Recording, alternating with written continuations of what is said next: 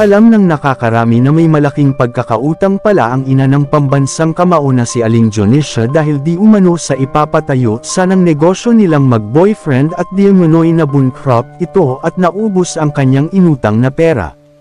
Milyon-milyon di umano ang inutang ni Aling Dionisia sa bangko at ito nga sa ngayon ay sinisingil na siya ng nasabing bangko.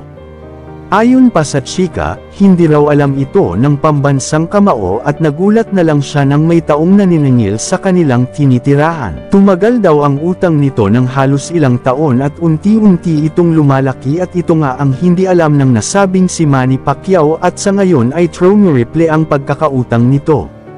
Sa ngayon nga ay namamrobel mga si Manny Pacquiao kung saan ito kukuha ng ipambabayad ng utang ng kanyang ina.